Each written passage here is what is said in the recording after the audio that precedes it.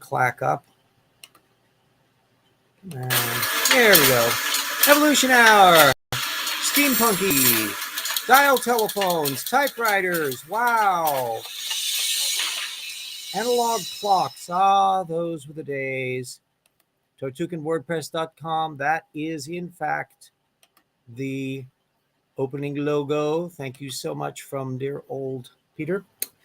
And thanks to DM Wing about the mirror image setting on my computer. Now we have images so that you can read what the hell things are. Oh, well, yeah. I didn't recall ever having adjusted that mirror setting, so it's possible that it'd be updated to get into the newer versions that it's been updating occasionally on the program here that happened automatically. It may have gotten automatically toggled over.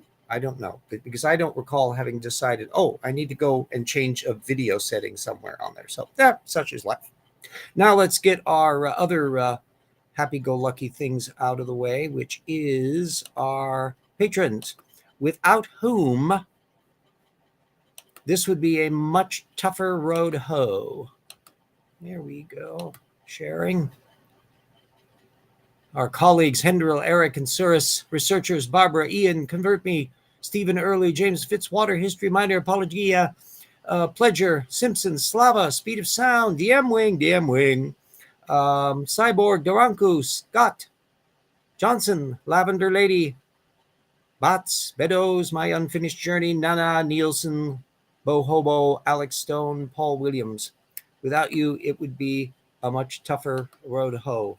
So, starting just a tad little early, we're still in the middle of heat wave here in Spokane, not as bad as in some places, but we've been climbing up into the 100-degree level, and we're going to be doing that for the next few days, and then mellowing into the high 80s.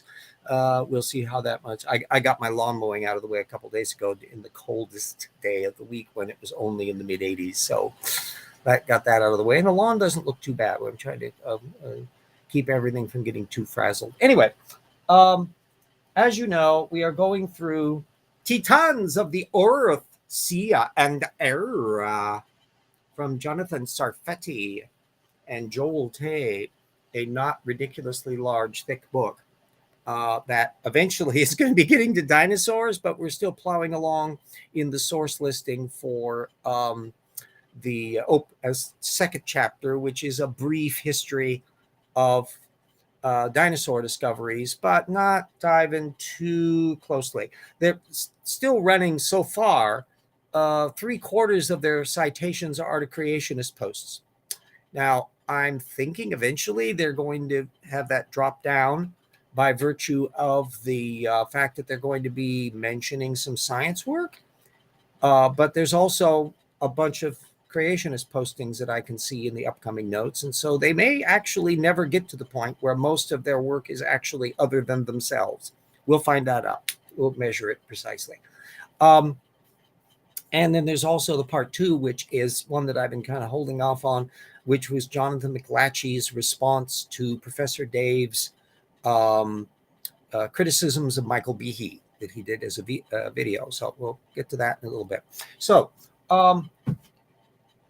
the chapter here brought up Iguanodon, which is a wonderfully famous early dinosaur that wasn't appreciated as a bipedal critter with a teeter-totter tail and all that kind of stuff, which is what eventually ornithopods were understood as. But Gideon Mantell in 1825 didn't have anything to go on when he was dealing with this. And I put up the posting to that old paper, again, to remind you, as we did with Buckland last week, that scientists of that period were, even if they have some attitudes that are obsolete from our perspective today, nonetheless, we're doing darn good and careful work for the time. Mantell is actually rather a more interesting person that you might get from the very short little account in Sarfati's book. And so I'm putting a link up to a 2022 post by SAC, which when you check up on it is actually pretty much culled from the material on Wikipedia. I mean, no harm, but anyway, it was nicely presented in a way with some illustrations and stuff that was different from what was on the Wikipedia account. So we'll let you go on this one. Anyway, a line that stuck out that was in the account in Wikipedia and stays in here is: the Mantell children could not study at local grammar schools that were reserved for children of Anglican faith because the elder Mantell was a follower of the Methodist Church. Which reminds us then of the stratified English society, the fact that Church of England people were privileged over other religious believers.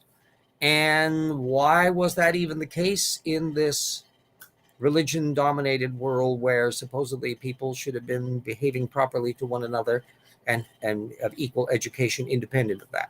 That's a point that poor Sarfati and Tay don't get close enough to notice because they were too busy scampering off to Mary Anning, who is one of the interesting lights of women who were involved in the early ages of scientific discovery, but were not given nearly as much credit as they ought to have been. And Anning, there's only one actual reference to her, and that's just a oblique one about the dinosaur material that she had discovered and critters and the high proportion of stuff that she had discovered. And the source for that was not one of the technical papers or anything of that type, but a post by Margaret Wieland, who I guess is the wife or daughter of the late Carl Wieland. Well, assuming he's late, from 2016 from creation.com. And the title of it was most intriguing, which Sarfati and Tay did not go into, but I want you to see this article. Mary Anning, Fossils, Faith, and the Folly of Compromise. Bum, bum, bum. Which basically was fuming on, oh, hi, Command Cyborg. It was fuming on the uniformitarian anti-biblical ideas foisted on her by her having hobnobbed with all of these prominent geologists in the period. I mean, she was running in the higher level echelon circles, and she was, even if not given much public credit, nonetheless, people in the scientific community were taking her very seriously indeed. She was not regarded as a condescending flop. Hello, Brian. But one particular statement stood out for me on the CMI post, which is why we'll be having a link to it so that you can go to it and see this for yourself. That there was a sentence. Mary had often in these postings, they have like little squibs that they put up highlighted for people to see the important stuff. And usually this is just a crib from text that's in the main article. Sometimes, however, it varies. Most of the time, it's a direct crib that they just simply highlight because they want you to see it. This one stuck out at me because it involved that foisted thing. And it said, Mary had a growing field of evidence, in quote marks, foisted upon her almost daily, much of which she collected for herself. What? Evidence that she collected herself was being foisted on her? What it sounds like is whoever was redacting this posting by Wieland took that little squib. The early part of it is actually a sentence about the foisted part, and tacked in something else without realizing how absurdly it sounded, because, of course, it was correct that she was actually collecting the evidence herself. She was not somebody that was going to other people about stuff. She was the one digging the stuff up directly. And so he splices these 2 points together, even though they don't actually make sense together. Oh, well, such is life. Anyway, maybe we should find out a little bit more about dear old Anning. So there was a post at NCSE from 2010 by Emling that I'll be putting a link up to, which is actually quite a nice little summary of not only her contributions to paleontology, which basically is what the Wieland post is making big points about, but also more about the context of the time and her attitudes. And a quote that I'm putting up in the description is, as Anning aged and began working alongside Britain's clique of male geologists, most of them Anglican clergymen, there were countless attempts to use biblical stories to explain the new knowledge about the natural world that resulted from her fossil discoveries, unquote. That included Buckland, of course, who believed in a global flood, but also a pre-flood world, as we discussed in earlier episodes. You're picking cherries, sometimes you get bad ones, yeah. But she also worked with non-evolutionist Agassiz. So the idea that all she was getting was, of course, Agassiz is not entirely acceptable to young Earth creationists because he's accepting a long age framework, but he has the Ice Age, which they can allow in. And he's also a flaming racist, which they tend to ignore, as I pointed out in other contexts, and we'll be calling attention to again in Volume 2 of The Rocks Were There, which you can actually read the bloody title of because I got rid of the mirror mode on my damn camera. So there was a quotation from Emling that I thought was particularly interesting. Anning's views on the flood and the disparate theories of the male scientists of her era are not known. But in 1833, she was visited by a tourist, the Reverend Henry Rawlins, and his 6-year-old son, Frank Rawlins, believed that God created the world within a week. But Anning described to young Frank how the fossils purchased by his father had been found by her at all different levels in the cliffs, explaining that this meant the creatures possibly had been created and had lived at different times. According to Frank's journals, his father refused to discuss the issue after they left Anning's home. And so you're seeing that the imagination and detail and following the evidence that she was collecting herself, where it was leading, is something clearly that modern young Earth creationism that's going to be insisting that all of those rock layers that she was digging in those areas was all coming in the giant big slosh. Never mind how untenable that is with the full geology and information that we have today, which, by the way, isn't getting presented much in the creationist literature. Now, on to the exciting part 2 part. Jonathan McLatchie, my little thing wants that. I need to set my settings so that it doesn't go on blank screen if I'm on too long. So Jonathan McLatchie who is with the Intelligent Design Discovery Institute, and he has picked up the cudgel as one of their more popular public defenders now, as some of them get posting less and less over time. Casey Luskin wafts around occasionally. I'm not entirely sure what he's doing there now. Hard to tell. At any rate, McLatchie has been kind of a point person on this. And he wrote a 4-part series at Evolution News, which I'll be linking all the units to. 1, defending irreducible complexity. 2, defending the bacterial flagella arguments of Behe. 3, on the Edge of Evolution book that Behe wrote. And 4th, on the Darwin Devolves, the newer book. And all of these are in conjunction with pillorying Dave Farina, Professor Dave, who had done a bunch of videos on this. Well, I was intrigued to see, since these are recent postings, and I know the arguments, effectively what McLatchie is doing is just recycling Behe's opinion on stuff. But I was curious to know, does he bring up newer material? And if so, what sort and how is this going? So the first one is he's certainly downplaying oviparity evolution in reptiles, where some can develop from egg layers to direct birth and all that kind of stuff. There's a fascinating literature on this. And he cites one newer paper from 2016, which is still not all that new, and I'll be putting a link up to that, but not their subsequent 2017 paper on how the embryo implantation process evolved from an ancestral inflammatory reaction.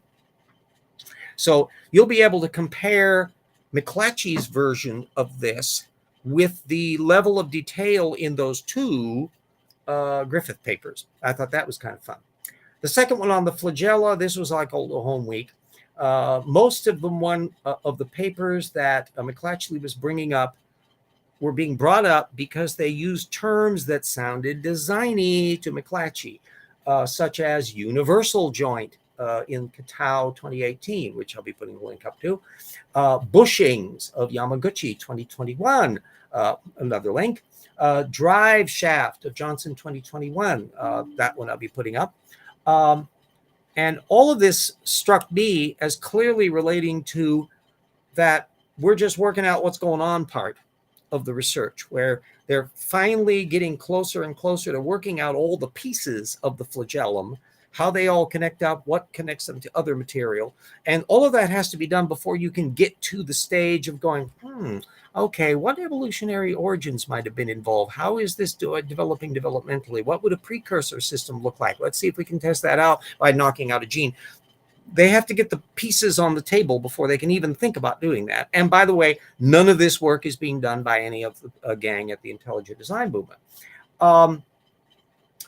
The one area where McLatchie, I think, fairly hits Farina's argument relates to a paper from 2015, Taylor, which I'll be putting the link up to, where Dave proceeded as if a whole flagellar system had materialized de novo, and it hadn't. And I think McLatchie fairly got him on this one because it didn't dispose of the notion that the flagellar system might have had a precursor, but it was simply one where the flagellum system had been shut off in this particular case, and a way of bypassing to turn it back on was occurring very quickly. Not that the entire flagellar system was developing out of absolutely nowhere, which is kind of how Dave presented it in his video. That's the one area where I think the criticism was coming home. The next part relates to Behe and Snoke's 2004 paper on the mutation, which McLatchie is still playing as if it's a slam dunk for evolutionary mutations, that it just knocks all of these things down, overlooking the criticism leveled on the argument, making no mention of that whatsoever, such as Lynch's 2005 criticism, which I'm going to be putting a link up to. And to be fair, Behe and Snoke responded with another paper, and I'll be putting a link up to that. But ironically, everybody involved in this, including Lynch, had kind of missed some points. And the very next year, Joanna Maisel noted how the kinds of mutations and what gets selected for and not, and how easily it can be fixated, is what goes on in a relaxed selection environment. What can happen in those dynamics? All of them were missing the point on. None of this, of course, is helping the main Behe intelligent design argument particularly much. So I'll be putting a link up to the Maisel paper as well. Now, part 3 is on chloroquine resistance. Now, those of you who have gotten Evolution Slam Dunk will know I went into a great deal of detail on pulling apart Behe's chloroquine resistance argument, and how particularly he had blatantly misrepresented the content of a 2014 paper by Summers, which I'll be putting a link up to in PNAS, so you'll be able to look at it, particularly the chart, which listed the various pathways that could go from precursor systems to mutation by mutation by mutation up to the fully resistant forms. And with very few exceptions, there's only one or two ones on some of the side rungs that are not directly observed in extant chloroquine cases. So in other words, we have actual stair-step existing organisms where we can literally trace the pathways of one mutation at a time, and there would be selection pressure favoring each one of those rungs because it's making them more resistant and so forth and so on. And Behe just blatantly misrepresented that material. It's just like, what? And the fact that McLatchie is simply repeating the claims Behe makes about it is an indication of how McLatchie hasn't moved forward any, and I don't anticipate that any of them ever will. So this is a shameless plug time. Buy my book, as well as looking all the material so that you can judge for yourself what exactly is going on here, because holy moly, Behe is behind the curve. And it wasn't just this Summers paper. There's other material as well. I mean, you just had to go, are you missing everything? Kinda, yeah. The fourth part of McLatchie's thing was on the de novo gene formation. And what I'll simply do is you can compare McLatchie's post with one of the papers he cites, which is Van Os from 2019, and just compare the level of detail and discussion on this. And by the way, more shameless plug, in Rocks Were There, or Rocks Were There, Volume 1, Jackson and I had quite a long delve into the issue of de novo gene formation and how bungling creationists have been on this. I think I also had some material in Evolution Slam Dunk on it. So it's a funky little operation that's going on in here. So everybody can look up all that material themselves. I'm still going to be most intriguing now that we've got our mirror camera off. That it's going to be cute to. I'll show you kind of like a little picture here. This is sort of the typical level. Very nicely done photographs. I mean, good work. It's visually impressive. The graphic style and everything is all nice and readable, and everything is effective. I mean, this is designed, and for 39 smackers, it ought to be. It shows that certainly creationists have all of the visual paraphernalia down.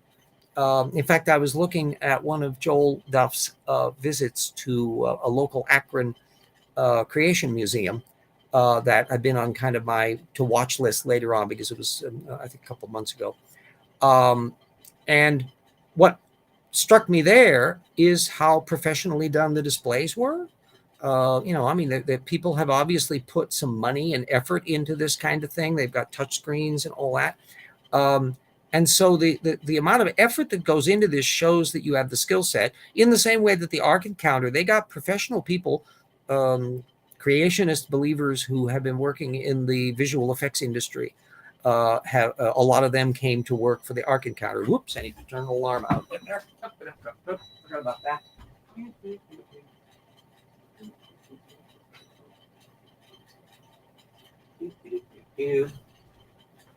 Back again. Yes, I forgot I put my alarm on to remind me as midnight approached, to make sure that I didn't miss my opportunity to get everything all revved up for the show. Yes, I'm sure they contract for that. Well, I think some of it is just general contracting, but I think an awful lot of them is work that is from the heart. Because quite a few of the people that were doing the dinosaur displays at the Ark Encounter, judging from the interviews and things that have done, and from people other than just Answers in Genesis, these are devout believers. They are in it. And so it's the same way that many Left Behind movies and things like that have people involved in them that believe in it. And so they may be doing it for scale.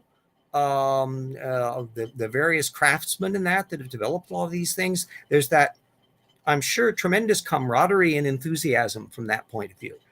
So it's not just a matter of them just contracting with secular humanist museum builders. I think also to some extent they would want to keep this as kind of an in-house club environment, to where as they're building all of these things, they're sharing the beliefs, they're sharing the faith. They might do prayer sessions before they do a day's work. It's I don't think the coverage of this is that level of detail, but it wouldn't surprise me, and I wouldn't be surprised that they would be doing it that way. All power to them. Whether or not 100 years from now the museum will have changed hands, and some secular group will have added on some new bits to explain the sort of thing from a scientific point of view, and to use this as a learning tool for methodological processes that are much more reliable than the ones they have. We'll find out, or somebody will find out, because I won't be around 100 years from now, but we'll see. But the Akron Museum that Duff visited was of interest because it contrasted rather mightily on a lot of little details with what you find at AIG and ICR and others. Although there was a little bit of overlap on some of the sillier kinds of things like the Cambodian stegosaur and stuff, you do find that in the apologetics at ICR, CMI, and AIG. But a huge block of this Akron Museum was Carl Baugh level idiot stuff that tends to get left out, Ica stones and Baugh's fossilized human finger and the Paluxy tracks and all that, which are not represented as being terribly rigorous and accurate. And so in Duff's case, he was just struck by how he was getting flashbacks to the kinds of museum displays and things the ICR was doing 20 years ago. This bunch hasn't quite caught up, even though they've got the razzle-dazzle touchscreen displays and all that sort of stuff. But it's still exceedingly questionable. And he rather gently reminded them, if any of them were watching his videos, to fact check this stuff and to weed out this other material that is just not going to be working all that well. There's quite a few references that's going to be in the new book on how a lot of this stuff is being represented in these grassroots museums and that lower echelon world. I would have loved to have visited the one down in Boise. Unfortunately, I'd forgotten. Southern Idaho is weird in having 2 time zones. And so the northern part of the state is in Pacific time, like us in Spokane, and you drive south and suddenly you're jumping into mountain time. And so the clocks jump forward an hour, and we were arriving around enough time for to visit the place before it closed, except it was an hour later, and it was closed by the time we got down there. We could see in the windows and that it wasn't a terribly elaborate thing, and it was certainly not nearly as sophisticated as the Akron Museum. And the Akron Museum has a split personality aspect that I thought was rather interesting, in that it's got a effectively secularized public face to drag the local kids in. And so there's issues about taxpayer money of schools coming to this museum, and they have little outreach programs and all this stuff. And meanwhile, wink, wink, nudge, nudge, there's the door for the special tours to the Creation Museum side of things. So this is kind of like the gateway drug to here, kids, have some secular science candy, but come in here and get the woo. So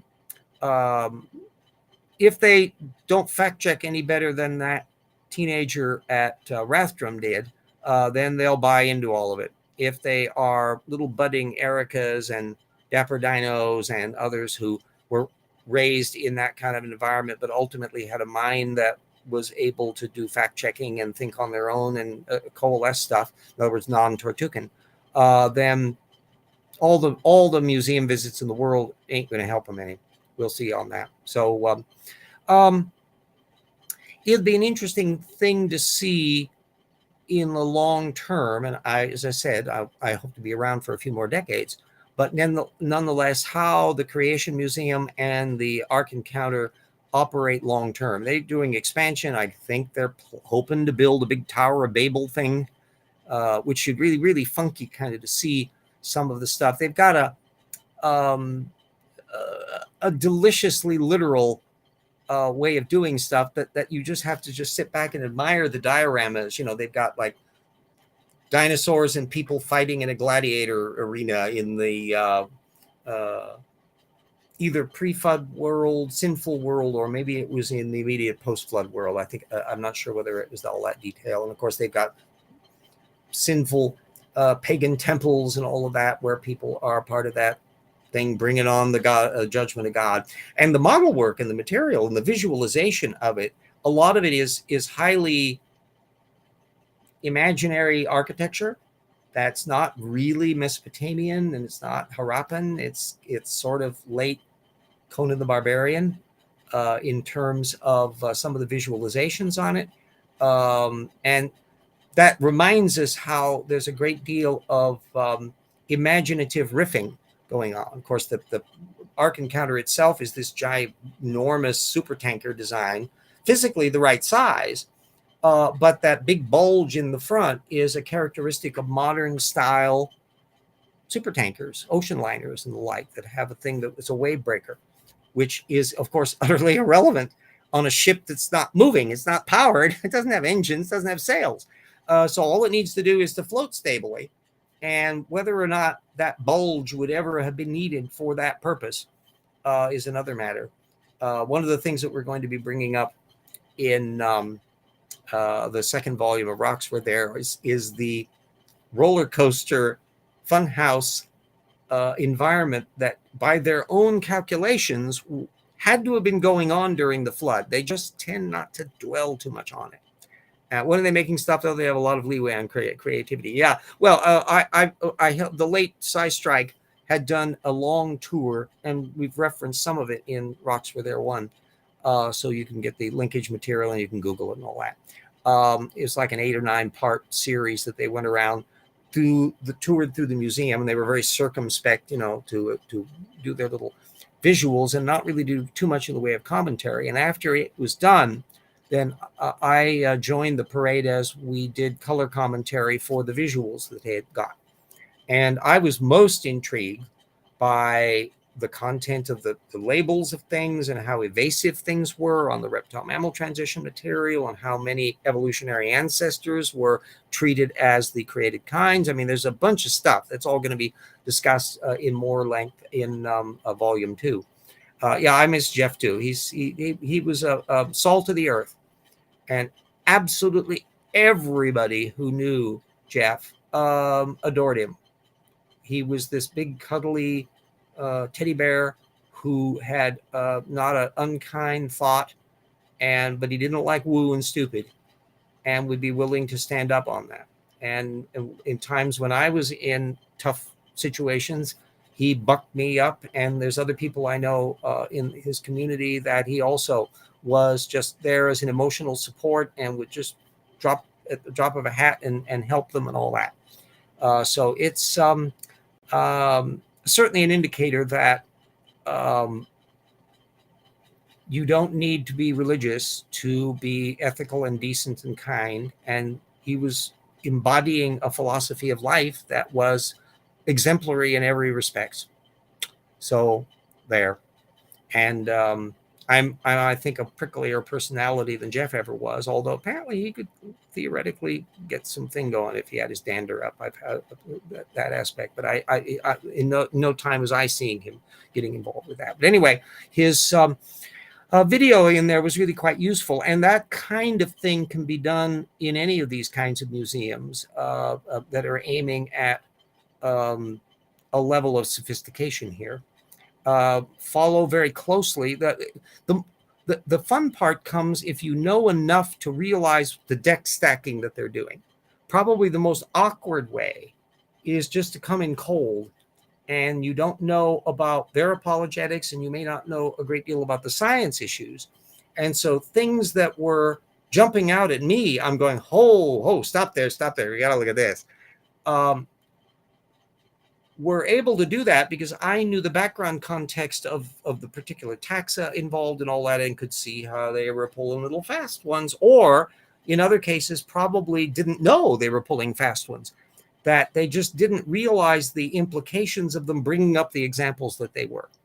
That's always kind of fun to do, but that's an area where, the more you know about it, the more you're able to perceive about things and cull information out. The worst possible matter is to go to one of these places cold.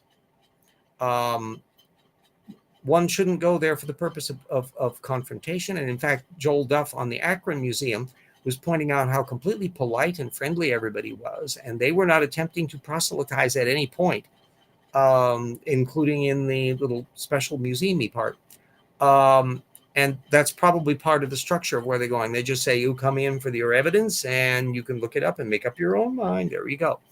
Whether everybody at the Ark Encounter is going to have quite that same attitude is unclear. And there was one example of where early in the stage when Ham toured through the place with science guy, Bill Nye. That's one, frankly, that from what I can see, Nye would not have known enough about the background science information that was being there to make the kinds of source methods criticism that I think is more useful to do under these circumstances. So anyway, we'll kind of see about all that stuff. And of course, creationists do like to do the reverse, where they some like to go to regular science museums and they call attention to the evolutionary propaganda, and they put up little posts and stuff about that. There have been a lot of cases with some of the stuff from California museums and all that. And that discussion can be treated as an apologetic, useful issue from looking at how their data selecting the material goes, and the extent to which science museums need to restructure the way information is presented to make it easier for people to follow up on stuff. Whereas just simply the presentation of the science opinion without a way to go beyond that, even on a lot of the websites, when you look at some of the museums that I've seen, and they give a brief summary of the reptile mammal transition or some such, but not a bibliography, not a source reference list. That, to my mind, for an electronic version is entirely unacceptable. That, excuse me, it's 21st century. You can find gateways to information, and that's what you want them to be able to do, not simply come up there and say, here's what we say the thing is, and you can't go any farther.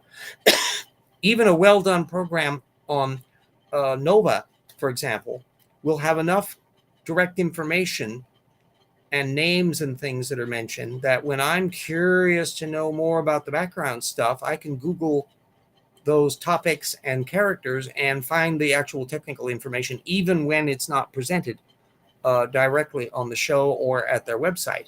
But wouldn't it be easier if it was presented at the website so that you can click onto this stuff much more easily? So that's my little soapbox thing for the day. So you can actually, the links for the books and the Paralogs of Fogs books, 2 books out so far, working on number 3, are all available at Spawn of Evil Amazon.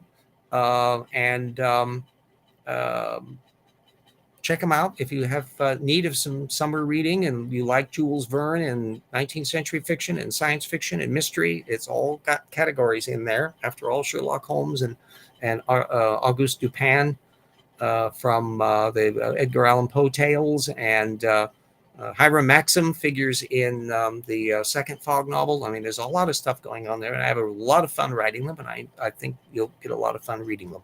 And if you like them in particular, consider ordering copies of the books for your local library and donate them.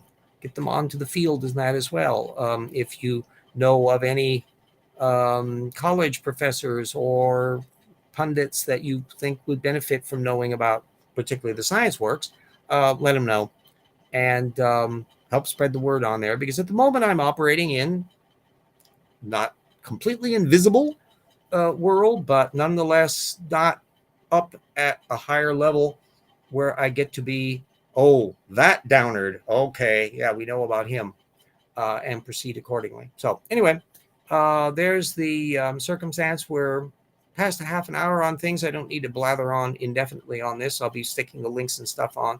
One advantage of the new Wi-Fi that I've got is that I can then upgrade all of this stuff and plug the material in much more rapidly than I did before. So that speeded up the process quite nicely. So anyway, everybody pay attention for your heat.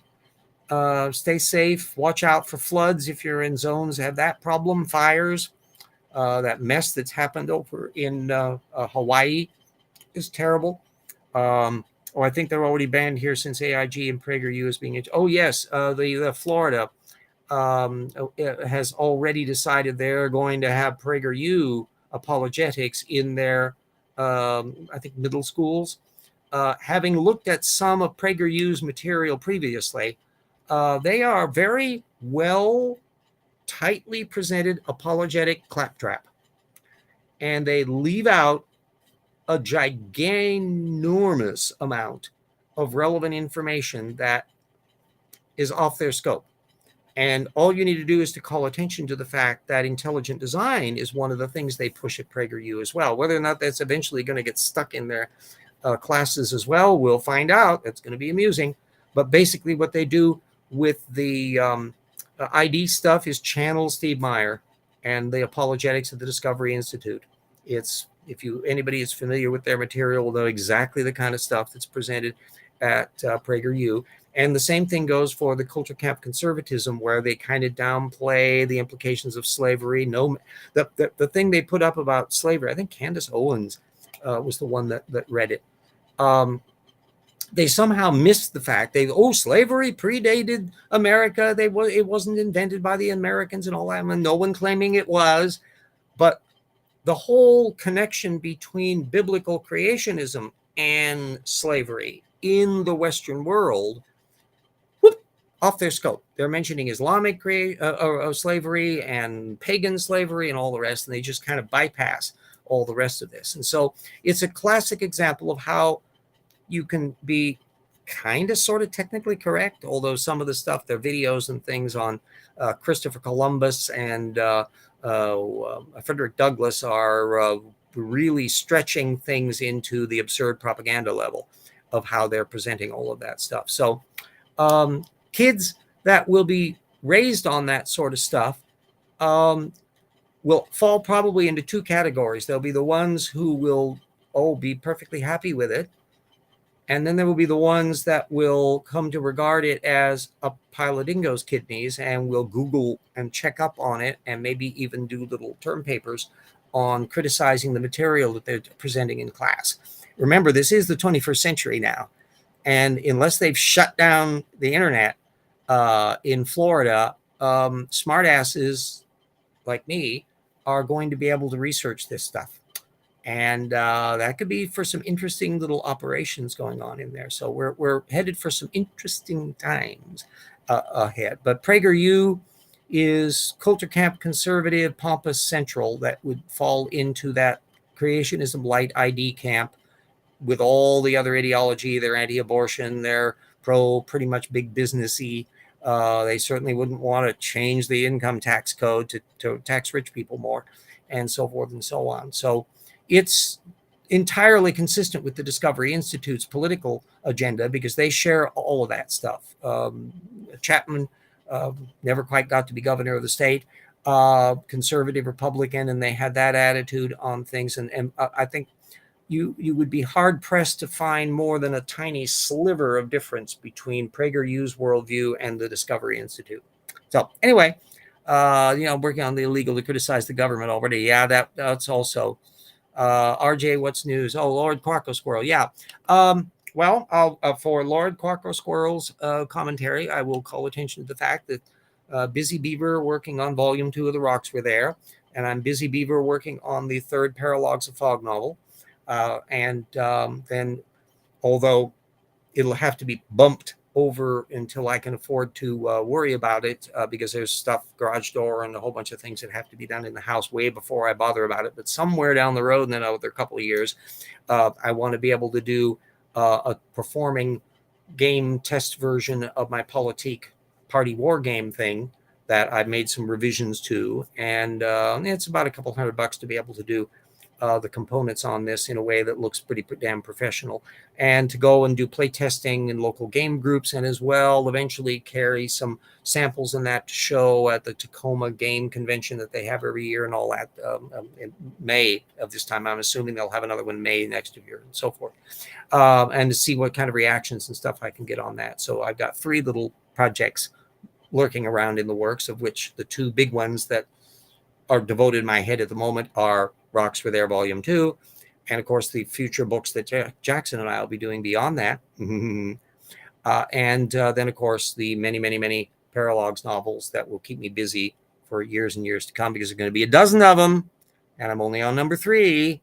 And if I can churn them out 2-3 years each, I can presumably take them out in that mode. I know what they're all about and all of that. It's a matter of doing all the writing and connecting up all the little dots. And that's one of the reasons it took me so long to do the second novel, is because I was pre-structuring oodles of material for the whole big arc of the series and turning it into a nice structured assembly line where I could figure out how to manage all of that writing process on it. So it gives me a bit busy trying to make those insurance payments. Yeah.